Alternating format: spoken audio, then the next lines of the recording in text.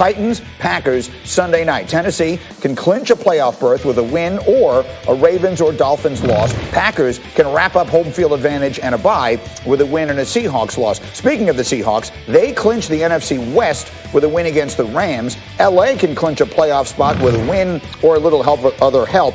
The Colts, meanwhile, play the Steelers. Indy can clinch the playoffs with a win and a little help. Steelers, losers of 3 straight, can wrap up the division with a win or a Cleveland loss. Meanwhile, here's Big Ben Roethlisberger on a players-only meeting he called to try to stop the bleeding. So just wanted guys to understand and to reiterate how important this time of year is, and that the playoffs aren't guaranteed to anybody. So it wasn't a players-only panic meeting. Make sure people keep writing that this is a meeting that we felt was necessary moving forward to going into the postseason. All right, and so here is the entire football squad. And Dominique, I'm starting with you because we talked about this morning. When he says it's not a players-only panic meeting, what do you say?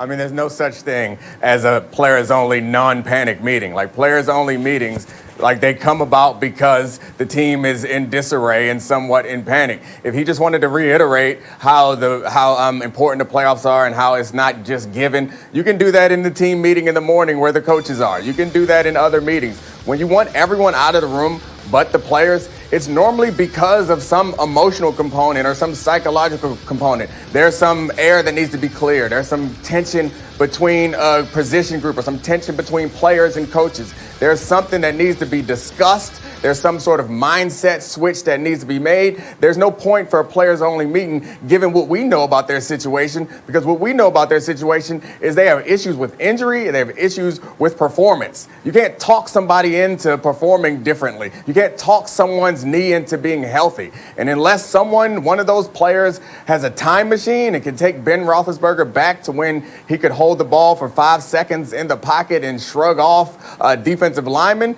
unless one of those players knows that, I'm not sure what they're meeting about. Well, let's try and figure out what the panic is about. Louis Riddick, you had their game on Monday night. You and I were just talking before we came on. We were both shocked, frankly, at how bad they looked in Cincinnati. So if they are panicking at least a little, what should they be panicking about? Yeah, probably a number of different things if you're going to use the word panic. Although from talking to them, I really don't get the sense that they are panicking. But I will say this, their level of concern went up significantly on Monday night.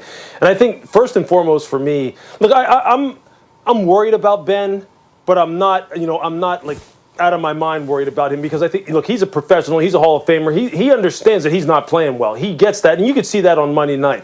But the thing that I'm really worried about with that offense is this. Their pass protection for a team that throws the ball as much as they do, you saw what happened to it on Monday night. You saw their tackles just got absolutely just ran through all night long. Carl Lawson just tortured Villanueva, the left tackle. And you see it right here on the screen. So this week they go up against the Indianapolis Colts. Have you watched the Indianapolis Colts pass rush?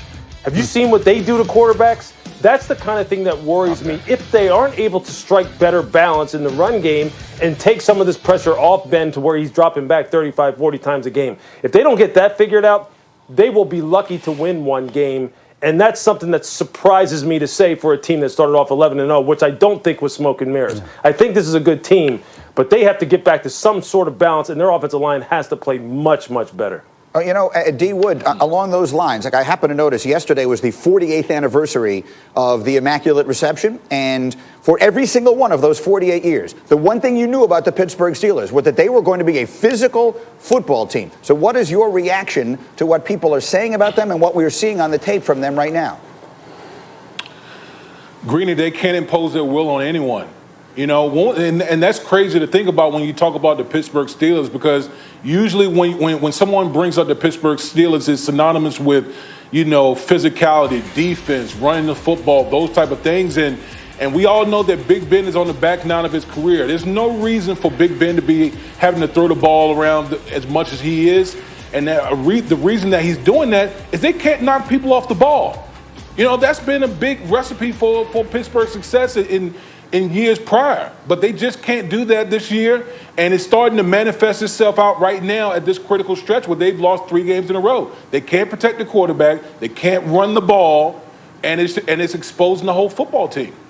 And so, Shefty, I've been waiting all week long to get to you on this because let's talk about the Hall of Fame quarterback. You had the story earlier in the week that Ben Roethlisberger says he wants to come back next year. Yep. His cap number right now is over $41 million for next year. So how does that work?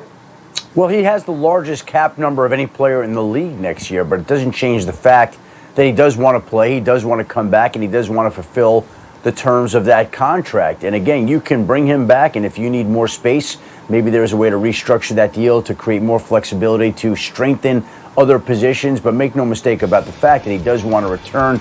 He feels like he's having fun. He likes the team. He likes the players on this team, even though it hasn't been playing well lately. And I know Lewis mentioned a better balance. There's been no balance here, right? There's been no running game that has been able to offset everything else. There's been a lot of defensive injuries. And this is a team that's now lost, 3 straight games to teams that you wouldn't ordinarily think the Steelers would lose to. They lost to the Washington football team, then Buffalo, and then Cincinnati in what was supposed to be a get-right game, but this team did not get right. All right, and so that's where they sit right now. That's where we begin our football conversation, but there's lots more. Shefty, let's run through the hurry up here with a bunch of other stories, and it begins in Washington. What can you tell us about where everything stands right now with Dwayne Haskins?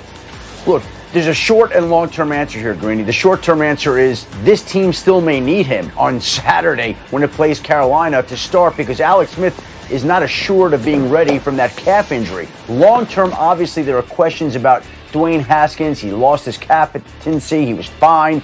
And again, nobody knows whether he'll be there. There are some people who believe that it's time for him to get out of the Maryland area where there are bad influences. Marvin Lewis, the former head coach of the Cincinnati Bengals, interviewed yesterday for the Houston Texans head coaching job. I think people look at Marvin Lewis and the job he did in Cincinnati and now see it in a different light and recognize the good coach that Marvin Lewis is and can be. And if you're looking for experience in the NFL, then Marvin Lewis certainly would bring that to a franchise. He has wrapped up his interview with the Texans. And Christian McCaffrey is not expected to play again this weekend due to that quad injury, due to the ankle, the shoulder, all the nicks and pains that have built up this year. And I would wonder this, if he's not playing this weekend and this team's been eliminated from the playoffs, why would you play him in Week 17? So despite the fact that Christian McCaffrey wants to play and would like to be out there, I think there's a real chance that Christian McCaffrey has played his last down in the 2020 season. No, it's just been an injury-plagued disaster for him all year long. Shefty, thank you. Meanwhile, I want to get to New England as our next stop, and I just want to play you this entire exchange. What you're about to hear is 42 seconds, and you will get a sense. Mike Reese is our Patriots reporter, and he is the best. And he is doing his job. He's trying to find out if Bill Belichick is considering changing quarterbacks from Cam Newton to Jarrett Stidham this weekend. I just want you to hear how excruciatingly awkward this conversation was. 42 seconds worth, starting now. Were you sticking with Cam at quarterback? Mike, we're not answering that question every day. I've been through this for a month. Totally respect that. I think just with the circumstances changing over the last